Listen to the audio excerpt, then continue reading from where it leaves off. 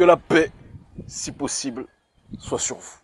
En direct de la terre-mère, où plus que jamais je me régénère, avant de repartir frontalement et viscéralement en guerre face aux tenants du système néocolonial que sont les membres du gouvernement français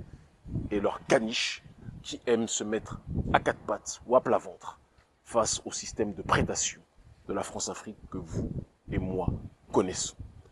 Comme vous l'avez constaté, je ne me suis pas prononcé, je l'avais déjà fait, sur la décision avariée du gouvernement français visant à me déchoir de la nationalité, parce que ces idiots pensent que naïvement, c'est par ce biais qu'ils vont nous limiter dans les mouvements, comme si mon cerveau n'avait pas déjà planifié la situation dans laquelle ils voulaient nous incarcérer, en pensant qu'on ne pourrait pas bouger ça et là pour propager notre message et structurer et organiser notre combat. Septembre va leur donner beaucoup de surprises, va leur faire comprendre que la France n'est pas le centre du monde, va leur faire comprendre qu'il existe bon nombre d'autres options pour véhiculer l'information et pour se déplacer aux quatre coins du monde définitivement. Il est évident que la situation dans laquelle notre population est installée, dans les colonies françaises, que ce soit en Afrique dite entre guillemets francophone, ou dans les territoires d'outre-mer, Nouvelle-Calédonie, j'ai une grosse pensée pour mes frères et sœurs incarcérés. Et vous le savez, nous sommes connectés à bon nombre de militants souverainistes et indépendantistes, et nous les soutenons comme nous le pouvons, et nous allons augmenter la dose d'ici peu de temps.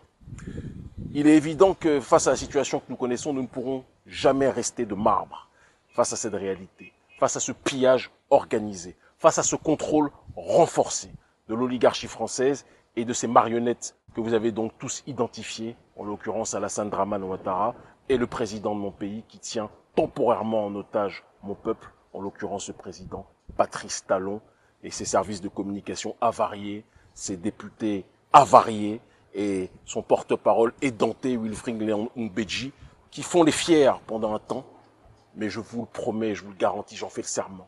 ils ne pourront pas contrôler mon pays et mon peuple éternellement. Nous allons faire à partir de septembre la tournée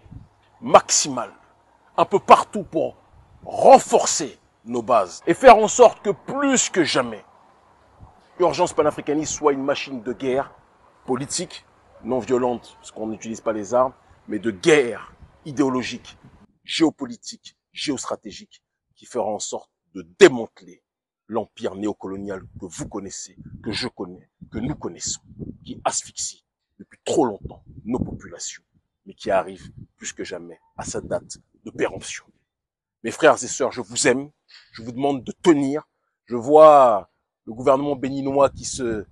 démène pour essayer de justifier son lien avec la puissance française, parce que de plus en plus, il commence à être en difficulté. Le monde entier est en train de voir leur degré de soumission vis-à-vis de l'entité néocoloniale. On l'avait dit, on nous a traités de fous. Aujourd'hui, les langues se délient, les députés parlent, les dirigeants amis et de différents endroits parlent. La liaison avec le néocolonialisme n'est pas acceptée au XXIe siècle, et je le dis et je le répète,